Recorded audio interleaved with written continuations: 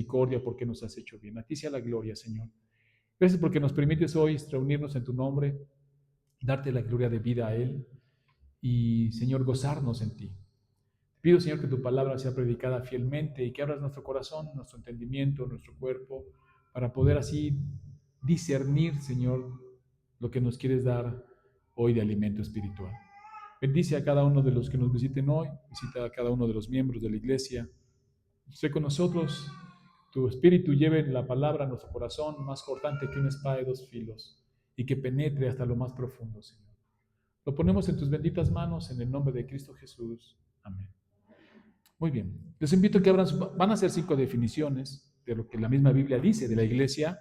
La primera la vamos a encontrar en 1 Timoteo, capítulo 3, versículo 14 y 15.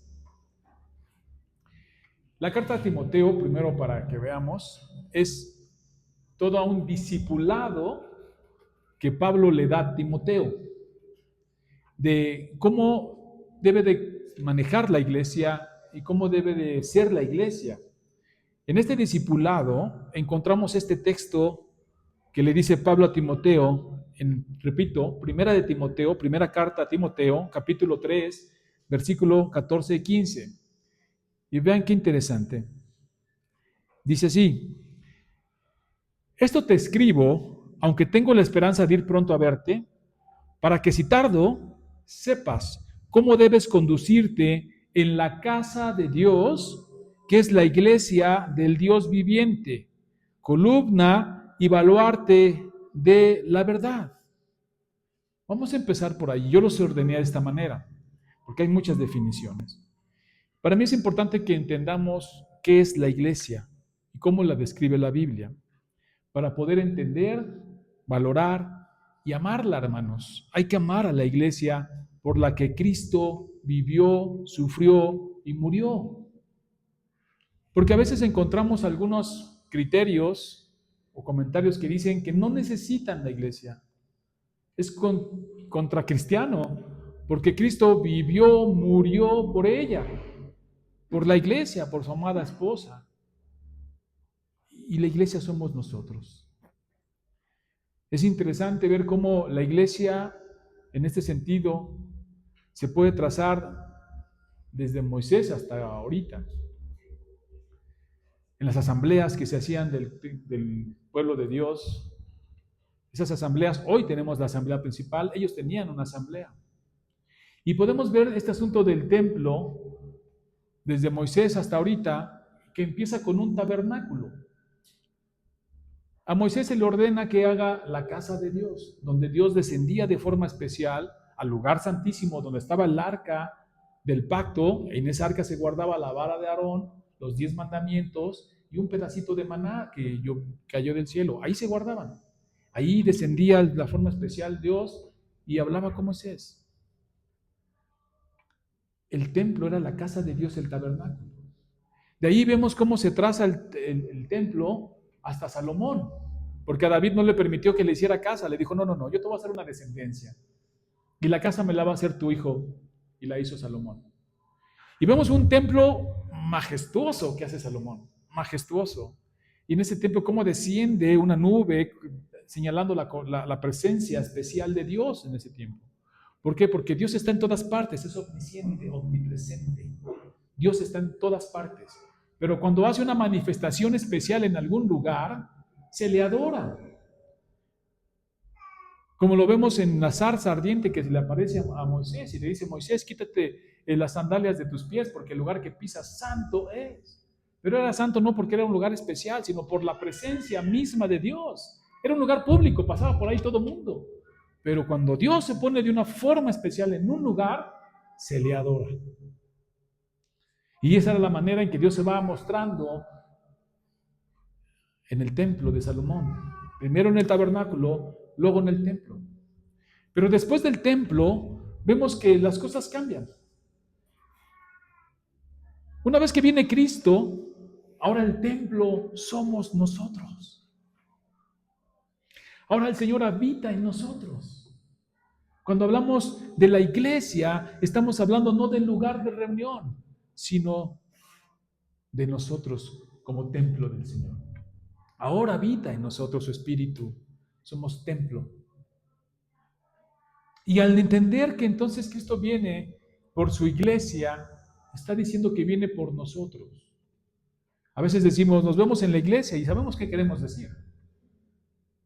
A lo mejor la manera correcta, siendo exigentes, deberíamos decir, nos vemos en el lugar de reunión de la iglesia, ¿no? Aunque el uso de las palabras, pues sí lo hacemos y lo entendemos. Pero eso era lo correcto. Nos vemos en el lugar de reunión de la iglesia. Y la iglesia no eres tú en tu casa. Tú eres parte de la iglesia, por supuesto. La iglesia no eres tú en el parque. La iglesia somos todos juntos como un cuerpo, que es otra de las definiciones que hay. Y Jesús viene y muere por la iglesia, vive y muere por la iglesia. Nosotros, por las personas. Cuando entendemos y vemos el valor que tiene la iglesia para Cristo, es el mismo valor que debe tener la iglesia para nosotros. Porque si nosotros amamos a Cristo, amamos a la iglesia. Si no amamos a la iglesia, no amamos a Cristo por la que Él murió. Es algo que no tiene sentido. Y una vez que podemos ver y valorar, podemos entender lo que dice aquí. Primero la describe como casa de Dios. ¿Qué es la iglesia? La casa de Dios no es el lugar. Somos nosotros. Esa es la casa de Dios, juntos, unidos en amor. Ahí habita el Señor, la iglesia del Dios viviente. Y cuando definimos primero una casa, yo creo que la analogía de la casa de Dios nos queda a todos muy claros, porque todos de una u otra manera hemos vivido en una casa, la casa de Dios. Y se refiere más puntualmente al hogar de Dios. A esta relación donde hay una paternidad que gobierna, que cuida, que sustenta, que apoya, que ama. Esa es la casa de Dios. Algunos tenemos afuera de nuestra casita un letrero que dice, bienvenido a mi casa es tu casa. Y al entrar, pues son muebles, por supuesto, pero lo que estamos invitándote es a estar con nosotros. Nosotros te recibimos, no los muebles. Nosotros te servimos, no los muebles. Es nuestro hogar. Bienvenido a mi casa. Te estoy diciendo que bienvenido a mi familia.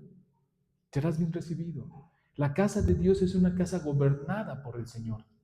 Él es la cabeza. Y somos su casa, casa de Dios. Y cuando tú has vivido en una casa, entiendes lo que implica.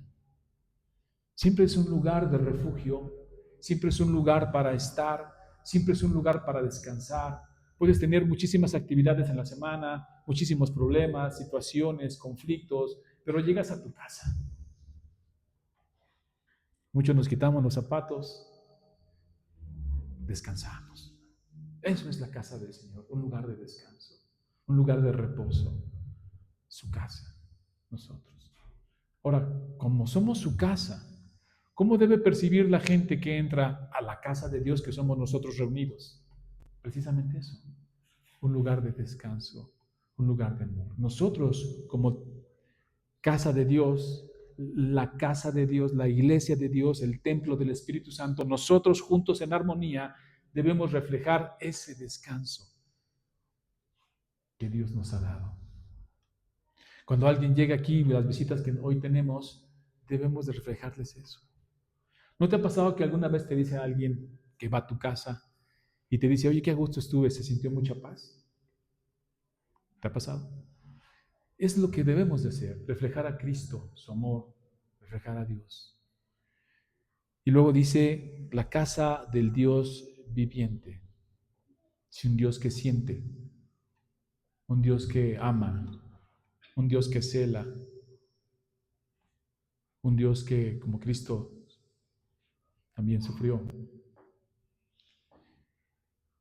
La casa del Dios viviente. Y luego dice aquí algo bien importante. Columna y baluarte de la verdad. Esta analogía de la construcción, de la arquitectura, me gusta mucho. Estas son unas columnas, estas grandes que luego no nos dejan vernos. Son columnas, vean cuántas columnas hay. Y sostienen todos los pisos que quieran para allá arriba. Sobre ellas se sienta toda la casa y toda la construcción de las columnas. Allí se sienta la casa. Más adelante vamos a ver la analogía que Cristo es la piedra angular y vamos a explicar, también tiene que ver con la arquitectura. ¿Dónde va esa piedra? Pero aquí dice que es una columna, es donde vamos a sentar, a construir, a edificar, sobre edificar. Sobre edificar. La edificación es Cristo, es el cimiento y todos sobre edificamos, incluso los apóstoles, sobre eso, sobre Cristo mismo. Dice que es columna de la verdad, ahí descansa la verdad. Y dice baluarte de la verdad. ¿Qué es un baluarte? En los castillos, normalmente cuando entraban en guerra, ellos construían en las esquinas de los castillos, no sé si han visto las películas, baluartes, que eran construcciones de defensiva para desde ahí ver si viene el enemigo y contraatacar al enemigo. Entonces, no solo es una columna para donde descansa y se sostiene la verdad, sino además es una defensa. La iglesia tiene que defender esa verdad. Y la verdad, como lo dijo el Señor Jesucristo, es Él. Él es el camino, la verdad y la vida. Y la iglesia debe tener esa columna. Es esa columna donde esa verdad descansa. Es esa columna y ese baluarte donde se defiende esa verdad. Y te voy a decir algo bien importante, hermano. Si no está ese cimiento allí, si no está esa columna allí y ese baluarte allí, no tiene caso que nos relacionemos. Porque si no es la iglesia columna y baluarte de la verdad, no tiene caso lo demás. No tiene caso tener una iglesia de 500 miembros si no hay una columna de la verdad de Cristo y una defensa de la verdad de Cristo. ¿Para qué nos juntamos? No es un club. Tenemos que procurar, porque esa es una definición que la Biblia da. Columna y baluarte, columna y defensa de la verdad que es Cristo, del Evangelio de Cristo. Si no hay una verdadera predicación del Evangelio, una verdadera cimiento del Evangelio en la iglesia, no nos importa cuántos miembros sean. Preferimos ser 12, como empezó la iglesia con 12, pero que sea columna y baluarte de la verdad. Que ser 500 en donde la verdad se ha diluido, se ha perdido y se ha desdibujado. Porque ya no está cumpliendo uno de los propósitos por las que fue hecha. Defender la verdad. ¿Qué verdad defenderíamos? Ninguna. Es importantísimo que la iglesia sea columna y baluarte del Evangelio, que es la verdad, que es Cristo mismo. No es un club la iglesia. No es un lugar donde estás y ves recreativo, no lo es. Tiene un propósito y uno de ellos es que se predique el Evangelio fielmente. Y eso no les va a gustar. La palabra misma dice que muchos, teniendo comezón de la sana doctrina, van a amontonarse maestros alrededor de ellos para poder predicar lo que les gusta. Porque el Evangelio siempre es confrontarte. Sí, es buena nueva, la buena nueva de salvación. Pero si no les dices cuál es la mala, no saben la buena. Y siempre es que escandaloso. Siempre lo es. Pero eso es lo que nos ha mandado a hacer. Eso es lo que la iglesia debe mantenerse firme, fiel. No importa qué suceda alrededor de ello. El Señor es de su iglesia. Pero es la verdad del Evangelio pura. Ese es uno de los distintivos que la iglesia debe tener. Ese es uno de los cometidos que el Señor ha designado para la iglesia, porque Él partió. Hemos dicho muchas veces que a veces pensamos y decimos, si tuviéramos un presidente cristiano, ¿qué? Cristo no vino a poner presidentes, a Él lo querían nombrar rey conforme al mundo y no quiso. Él pudo haber gobernado el Sanedrín, que era el senado de su época. No le interesó, dijo, mi reino no es de este mundo. No importaría si tuviéramos un presidente, algunas cosas a lo mejor cambiarían, sí, pero no vino a poner gobiernos, vino a poner la iglesia. El cometido de la iglesia es que el evangelio avance, que el reino de Dios avance, que vaya avanzando como hemos visto muchas veces en la Biblia, que va avanzando y va reinando y va gobernando el Señor. Por un lado la maldad, sí, pero por otro lado el reino de Dios. Cristo instaló la iglesia para que sea embajadora de su evangelio. Y de predicar el evangelio a toda criatura. Esa es la manera en que nosotros vamos con como baluartes y columna de la verdad y predicamos a toda criatura. Y el reino avanza y vemos cómo cada vez más muchas personas vienen a los pies de Cristo, son llamadas por su propósito a que vengan a Él. Si hay gobernadores o presidentes cristianos, a Él sea la gloria, pero no es el objetivo. La responsabilidad cae y descansa como columna en nosotros, la iglesia. Tenemos todo el tiempo que predicar, que evangelizar, mostrar amor, actos de misericordia, mostrar el valor de lo que es Cristo mismo a los demás, ser luz, ser sal al mundo, ser contraintuitivos y contra todo lo que el mundo ofrece, ser disidentes a esta cultura que ofrece muchas cosas y que nos va a rechazar. Y si hablamos de agendas que hoy en día se pronuncian, lo hemos dicho, las bienaventuranzas, bienaventurado es si te rechazas por el Evangelio, por Cristo. Eres bendecido, ya eres bendecido, no serás, ya lo eres, si te rechazan. ¿Por qué? Porque como columna y baluarte de la verdad, la iglesia se va a confrontar con estas agendas que hoy en día tenemos y se vienen fuertes. Si tú levantas la mano contra el aborto, te van a señalar, pero te tienes que aguantar porque eres columna y baluarte de la verdad en Cristo. Puede ser que en algún momento todavía no, pero en algún momento te cueste tu trabajo, te cueste la amistad, te cueste relacionarte, te desechen, te dejen de hablar. Pero no somos llamados a mantener esa columna y esa verdad del Evangelio. Y a nadie le gusta que le digan que eres pecador. En la historia de la iglesia vemos cómo los emperadores persiguieron a la iglesia. Y hubo un emperador que no era tan cruento.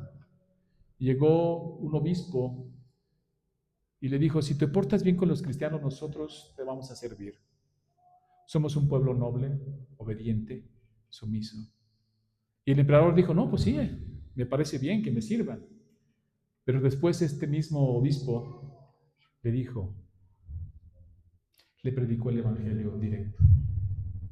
Y también te quiero decir que si te arrepientes, Dios, Cristo murió por tus pecados. El emperador, sintiéndose Dios, ¿cómo crees? Le cortó la cabeza. Somos llamados a como iglesia a mantenernos firmes a la verdad del evangelio, columna y baluarte de ella.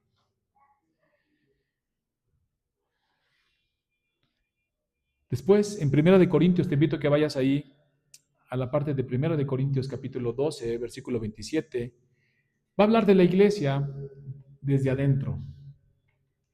Porque, y eso es muy importante, yo quiero empezar con la definición de baluarte de la verdad, columna de la verdad, porque si nos reunimos y no está Cristo al centro, no tiene sentido, no tiene caso, perdemos el tiempo, esto no es un club. Esto no es un club donde se te dice lo que quieres oír, no, se te dice el Evangelio y se defiende el Evangelio. Pero una vez que nos hemos reunido en el nombre de Cristo, por Cristo y para Cristo, nos llama a la unidad en Cristo Jesús y nos lo presenta como un cuerpo. Dice así 1 de Corintios, capítulo 12, versículo 27 y 28. Vosotros sois el cuerpo de Cristo y miembros cada uno en particular. Y a unos puso Dios en la iglesia, primeramente apóstoles, luego profetas, los terceros maestros, luego los que hacen milagros, después los que sanan, los que ayudan, los que administran, los que tienen don de lenguas, y así. Y en otra parte también va a decir que como un cuerpo, cuando uno se goza, otro se duele. Que como un cuerpo lloremos con los que lloran y nos gocemos con los que se gozan.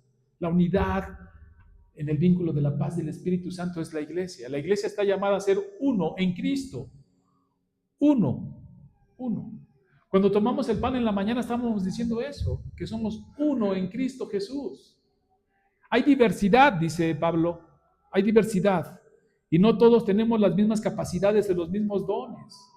Los reparte, porque el Señor va a equipar la iglesia, que es columna y baluarte de la verdad, para salir a la batalla de la fe y pelear esas batallas del evangelismo, de la piedad, del amor hacia los otros. Pues nos equipa y dice que todos somos diferentes, pero somos miembros de un mismo cuerpo. En otra parte de la escritura dice que si el ojo no está en el cuerpo, te mueres solito. Trata de desangrar un dedo. Ve un dedo y dile, lo voy a sacar la sangre de todo ese dedo. Cuando lo logras, se te desangraste todo. Estamos unidos en Cristo por su Espíritu. Esa es la iglesia. Si vamos a ser columna y baluarte de la verdad, tenemos que estar unidos. Un reino dividido no prevalece. Una casa dividida no prevalece. La unidad es un tema principal en la Biblia. Dios es uno, un Señor, un Padre, un Espíritu, un bautismo. La unidad es un tema principal en la palabra de Dios. Y aquí nos llama como cuerpo, aunque somos diferentes, ser uno en Cristo. Y nadie vale más y nadie vale menos, hermanos. La misma sangre que se derramó por mí para mi perdón de mis pecados, se derramó por ti. Ni una gota más por unos, ni una gota menos por otros. La misma sangre te limpió a ti y me limpió a mí para su gloria. La unidad. Y dice que además equipó a la iglesia con diferentes dones. La pregunta es, ¿has identificado tu don? Y si lo identificaste, ¿ya lo pusiste al servicio del Señor? Porque no te lo dio para que lo guardes, como esta parábola de los talentos, que los escondes. No te vuelvas enterrador de tu propio talento, sino lo tienes que producir. Y dice que primeramente algunos apóstoles, luego profetas, luego maestros, unos hacen milagros, otros sanan, pero todos nos necesitamos, todos. Tampoco somos indispensables, porque como dijo Jesús a los fariseos, Jehová puede hacer hijos de Abraham de las piedras.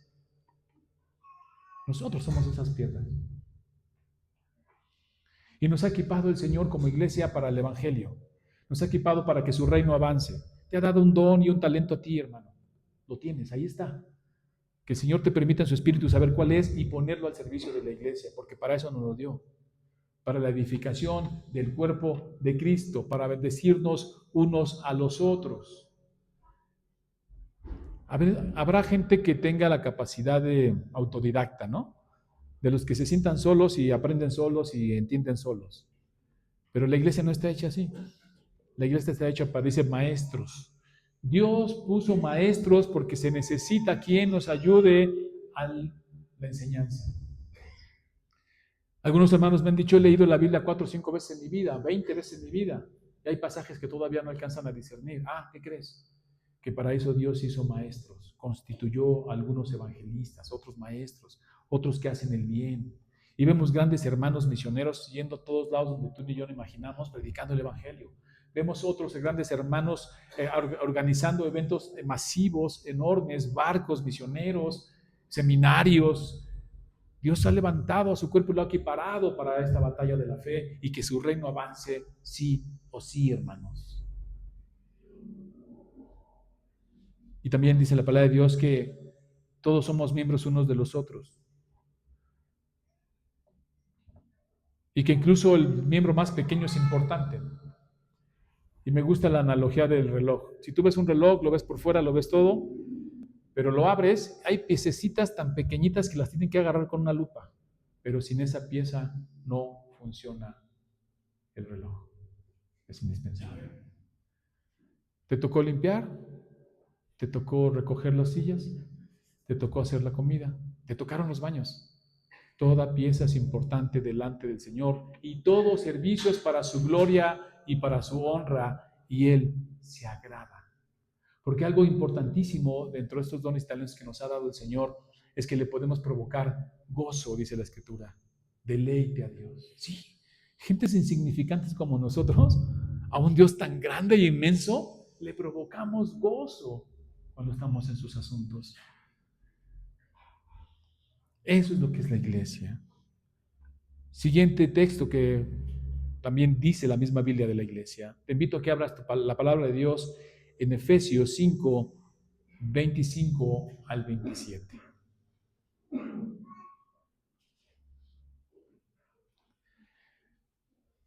Y Dios permita que con estos textos que estamos estudiando esta mañana puedas realmente valorar la iglesia, puedas entender lo que la iglesia es y fortalecernos unos a los otros. ¿Por qué? Porque somos el ejército de Dios. Aquí Pablo a los de Éfeso, a los efesios, presenta a la iglesia como la esposa de Cristo. Dice así Efesios 5, 25, 27. Maridos, amad a vuestras mujeres, así como Cristo amó a la iglesia y se entregó a sí mismo por ella, para santificarla, habiéndola purificado en el lavamiento del agua por la palabra, a fin de presentársela a sí mismo, una iglesia gloriosa, que no tuviese mancha, ni arruga, ni cosa semejante, sino que fuese santa y sin mancha. Glorioso. La imagen de la esposa de Cristo, de que es la iglesia, todos nosotros, es ser maravillosa. Y como lo hemos dicho muchas veces, el acto más glorioso de un esposo por una esposa narrada en la Biblia es Cristo muriendo por su amada esposa. Sí, por ti y por mí. Y estas imágenes que usa la palabra de Dios para que nosotros podamos entender un poco, esta grandiosidad, esta majestuosidad de lo que es Cristo para nosotros. Los que tenemos esposa, me refiero a los varones. Incluso, sí, a los varones. ¿Qué sientes cuando alguien ofende a tu esposa en la calle? O en el camión la empujan, o le dan un codazo, o la insultan, o la pisan, ¿no? ¿Qué sientes? Un celo fuerte, ¿no?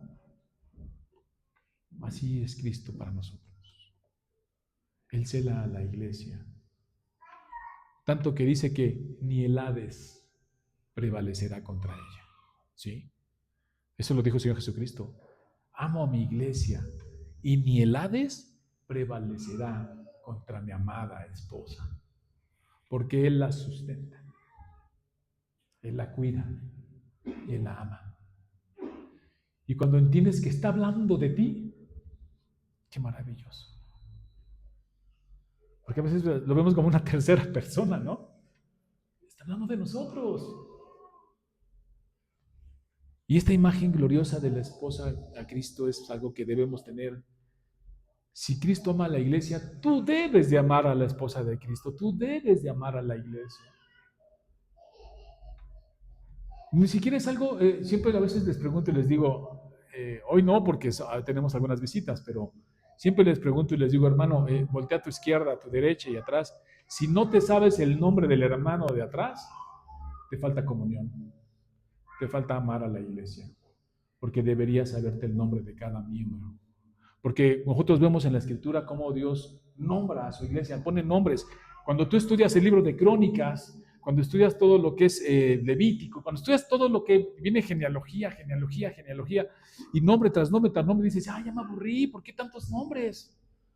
Nombre tras nombre, hijo de no sé quién, hijo de no sé quién, y el nombre, y el nombre, y el nombre. ¿Pero qué preferirías?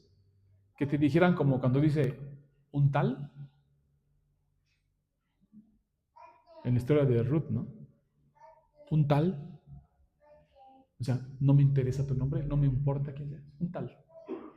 Ah, no, cuando tú ves en la Biblia el libro de Crónicas y ves genealogía tras genealogía, lo que te quiere decir Dios es que Él sabe tu nombre, te conoce personalmente, pues eres su esposa.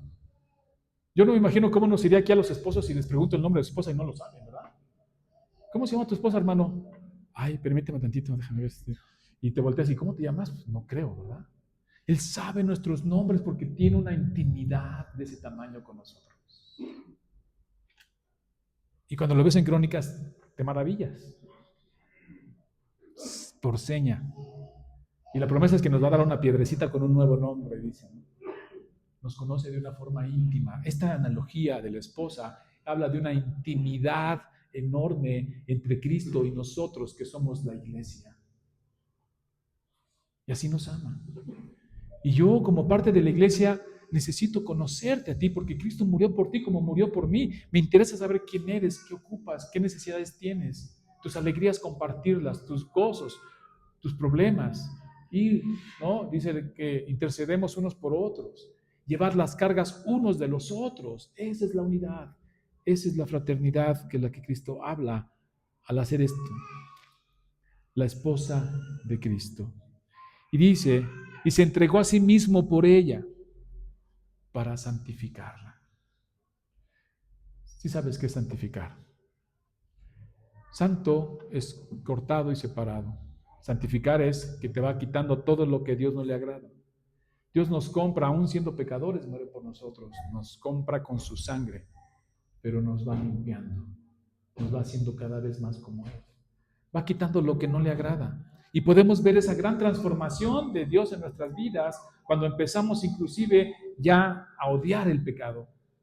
Ya no lo queremos en nuestra vida y lo vemos. Ya no lo queremos. Y empezamos a transformar, Él nos empieza a transformar a la imagen de Cristo cada vez más. Para presentársela a sí mismo una iglesia gloriosa que no tuviese mancha, ni arruga, ni cosa semejante. Y te digo una cosa, ni siquiera lo merecemos. ¿Por qué yo merecería ser como Cristo es? No lo merezco. Y si me manda una prueba para hacerme como Él es, no merezco esa prueba. Porque nos quejamos a veces de ellas, ¿no? ¿Por qué a mí? No, ni la mereces. ¿Por qué yo sería como Cristo es? Por su gracia y por su glorioso amor. No tener mancha, ni arruga, ni cosa semejante, sino que fuese santa y sin mancha. Y sabemos que la perfección se da en el cielo, hermanos. Aquí es un proceso de santidad. Quitarnos lo que no agrada, irnos limpiando y nos haciendo la imagen de Cristo. Y cuando estemos en su presencia, sin mancha ni arruga, hermanos. El pecado quedó atrás. Pasemos a la siguiente imagen de lo que es la iglesia, el templo de Dios. Dice Efesios 2, 20-22. Y un poco tiene que ver con lo que dije al principio, van de la mano estas dos, son de alguna manera paralelos. Dice así Efesios 2, 20-22. Edificados sobre el fundamento de los apóstoles y profetas, siendo la piedra del ángulo Jesucristo mismo, en quien todo el edificio, bien coordinado, va creciendo para ser un templo santo en el Señor. Este crecimiento tiene que ver con la santidad, ahorita lo explicamos. En quien vosotros también sois juntamente edificados para morada de Dios en el Espíritu, mayúscula, el Espíritu Santo. Sí, pero fíjense qué hermoso la analogía de la piedra angular. Si tú investigas qué es una piedra angular, yo estuve investigando qué era una piedra angular, y es una parte, a veces la manejan como en un arco o a veces en una esquina, pero es una piedra tan importante que ahí se soporta todo el peso, es muy estratégicamente, arquitectónicamente esa piedra. Arquitectónicamente ahí descansa todo el peso. Yo no sé si sea semejante a una zapata que le llamamos hoy, pero piedra angular. Todo el peso, todo es en el fundamento de Cristo. Si no está Cristo, no tienes nada. Si Cristo no está abajo, al centro y en medio, soportando todo de lo que es la vida de la iglesia, nuestra propia vida, no tiene sentido nada. Es un club de recreación, pero no somos un club. Somos la casa de Dios. Juntos en armonía, crecemos en santidad y Él, así como decimos y sabemos que la Biblia enseña que cuando la iglesia se reúne, así como hoy en la reunión principal, Él está de forma especial en medio de la congregación. A veces algunos no entienden la importancia del domingo porque no tienen una alta eclesiología. Si no tienes una alta eclesiología, no entiendes el valor de la reunión principal de la asamblea, pues simplemente faltas. Cuando tú entiendes que la reunión principal de la asamblea, así como en la zarza ardiente que se le presentó a Moisés, así como en el tabernáculo, en el lugar santísimo, descendía la presencia de Dios, y así como en el templo de Salomón la nube espesa llenaba el templo, así en la asamblea principal Dios está de forma especial. Los domingos que Él instituyó para ser adorado está de forma especial. Si lo entendiéramos, no te lo perderías. No quisieras perderte eso.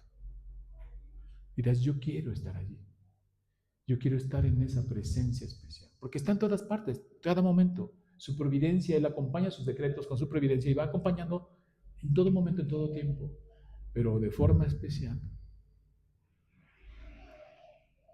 Alguna vez alguien me preguntó, creo que ya lo compartí, un familiar me preguntó y me dijo, ¿dónde me debo de reunir?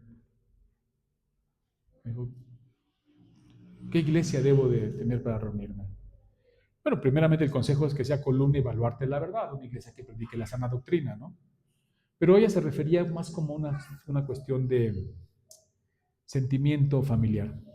Y yo le dije, bueno, para mí yo te aconsejo que te reúnas donde se reúnen tus padres. Me dijo, ¿por qué?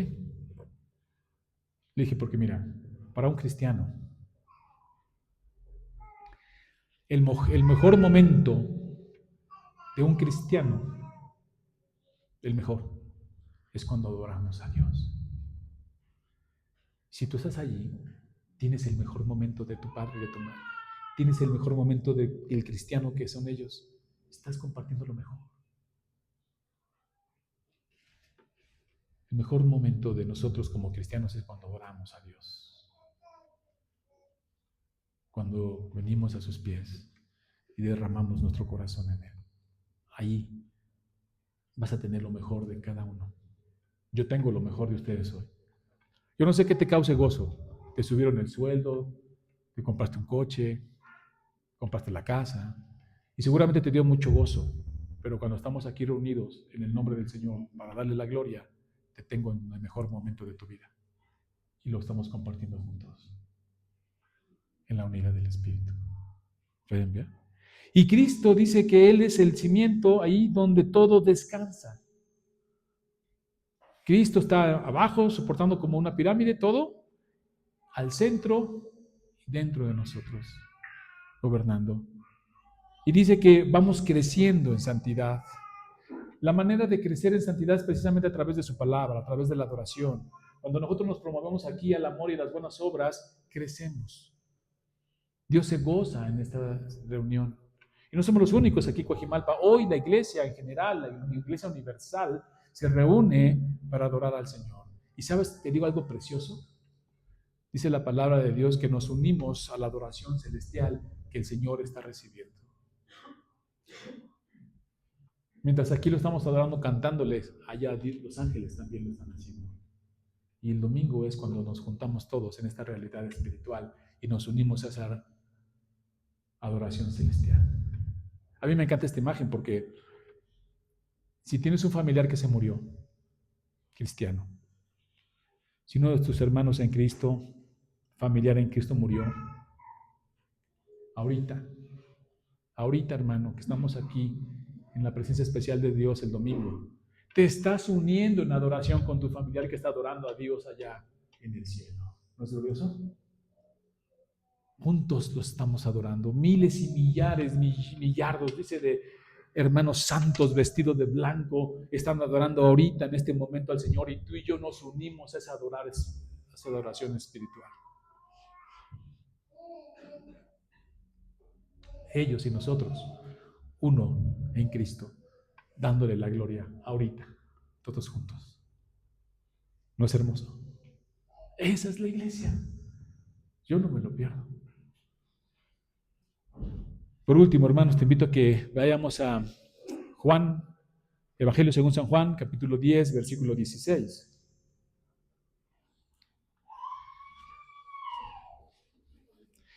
El rebaño de Dios. La iglesia no solo es la analogía de un edificio, de una construcción, de baluarte, de la verdad, columna, de casa de Dios, pueblo de Dios, familia de Dios. Ahora nos ve como un rebaño. La Biblia nos presenta esta imagen de la iglesia como rebaño. Dice, el rebaño de Dios. Y Juan 10:16 nos narra esto, nos dice, también tengo otras ovejas que no son de este redil. Aquellas también debo traer y oirán mi voz y habrá un rebaño y un pastor. Cuando hablamos de pastor, normalmente ustedes se imaginan al pastor que está acá, ¿no? O sea, los pastores que predicamos. La imagen es de un pastor de ovejas. Cuando tú investigas un poco sobre cómo es un pastor de ovejas, se te enchina la piel.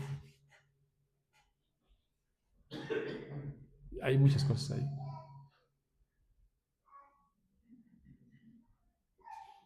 Miren, si tú ves, te invito a que lo hagas, ve a internet, ya sabes que hay mucha información, es fácil de accesar, y ve todo este es que te hablo de un pastor de ovejas. Y Cristo tiene esta imagen de pastor, el gran pastor, como el Salmo 23, ¿no? Mi gran pastor. Pero es hermoso, bueno, no sé qué te provoque a ti, pero si tú ves los brazos del pastor, los vas a ver llena de heridas, ¿sí? Lleno de heridas el pastor. Y Cristo se presenta así, como nuestro pastor. Y tú pensarás que las heridas que tiene el pastor en los brazos son por el lobo o los animales que quisieron atacar las ovejas y las tuvo que defender. ¿No sabes de quién son esas heridas? De las mismas ovejas. A veces se quiere acercar y le sueltan la patada y le golpean los brazos. Son heridas fuertes. ¿Y sabes qué hace el pastor? No creas que las desecha, las amarra y les golpea. Las vuelve a sacar a comer todos los días. Con el mismo amor. Las pastorea con el mismo amor. Y ese es Cristo. Porque a veces tú y yo, que somos sus ovejas, somos los que le damos esas heridas, esas patadas. Pero no nos desecha. Todos los días nos pastorea. Pastos delicados. Y nos cuida y nos apacienta. A pesar de que le hemos hecho heridas. Y a pesar de que todavía con nuestras conductas lo lastimamos. Todos los días Él, como lo hace el pastor, saca a las ovejas y las lleva a pastos verdes a comer y las cuida. Esa es la imagen del pastor, con esas heridas. Luego, si sigues investigando un poco más, te vas a dar cuenta cómo las encierra y luego hay una sola puerta. No hay varias, es una sola. Y el pastor duerme en esa puerta para cuidarlas de los lobos, de los peligros, de los animales de rapiña. Y ahí está, con su bordón, cuidándolas. Y Cristo es nuestro gran pastor. Ahí está. Mientras tú estás en tu día a día, viviendo diferentes circunstancias, a lo mejor difíciles, ahí está el gran pastor Cristo, presente, cuidándonos. Y luego en esa misma imagen de pastor, tiene el pastor un palo curvo, que tiene, y una vara, dice, ¿no? Tu vara y tu callado me infundirán aliento. Ese palo se usa porque cuando la oveja se quiere salir del redil, con ese palo curvo el pastor la agarra con lo curvo del bastón y la jala del cuello para que no se salga del redil. Y la otra chilla y le duele, ¿eh? Pero lo hace por amor, para que no se descarrile. Y ahí está. Unas más necias que otras, por supuesto. Pero el pastor fiel y las alimenta y las apacienta todo el tiempo. Esos somos tú y yo. Yo a veces me veo como esa oveja rebelde que a fuerzas quiero hacer lo que yo quiero y entonces me dan un jaloncito. Y me duele a veces. Yo digo, ay Señor, tu vara y tu castigo me infunden aliento. Porque cuando decimos el Salmo 23 y analizamos esa porción de la Escritura, ¿qué dice? ¿Qué dice David? Tu vara y tu collado me infunden aliento.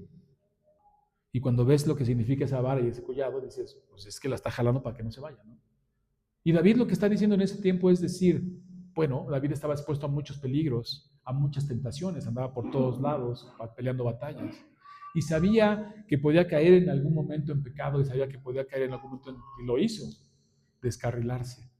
Pero lo que a él lo animaba, lo que a él lo fortalecía, lo que a él le daba aliento, es que el amor mostrado en disciplina del Señor no lo iba a permitir que se perdiera. Y muchos de nosotros somos esas ovejas que en algún momento nos salimos del redil y nos dieron un jalón y aquí estamos dándole la gloria al Señor.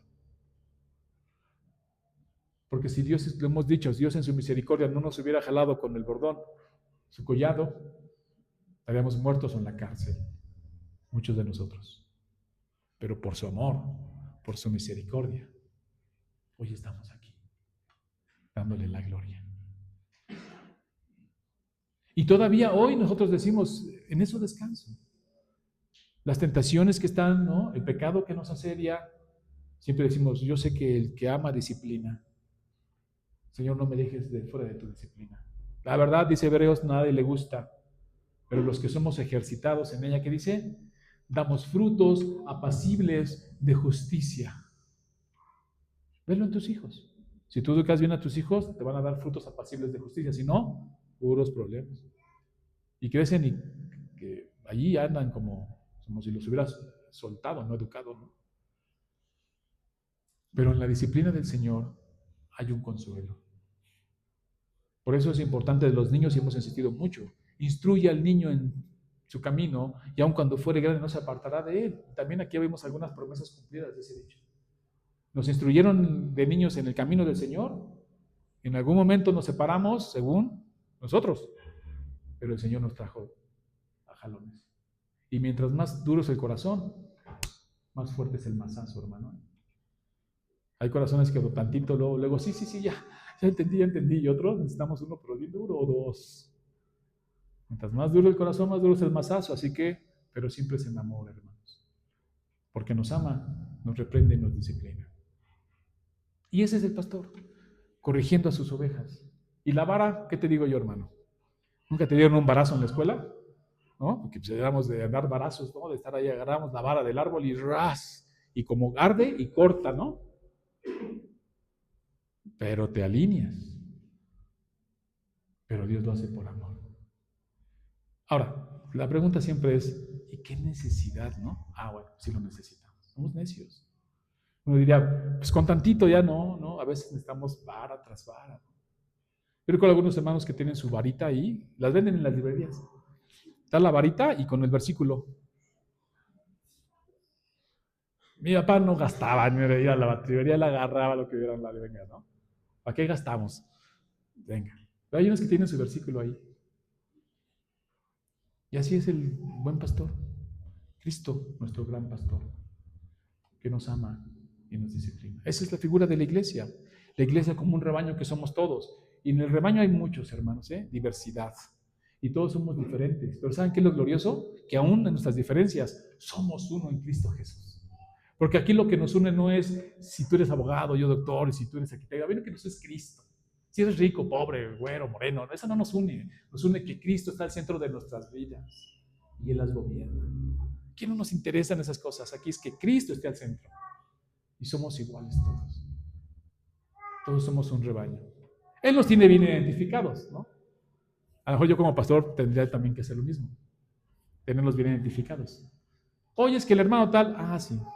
Sí, ya sé. Sí. ¿Hay un hermano así? Sí, lo conozco perfectamente.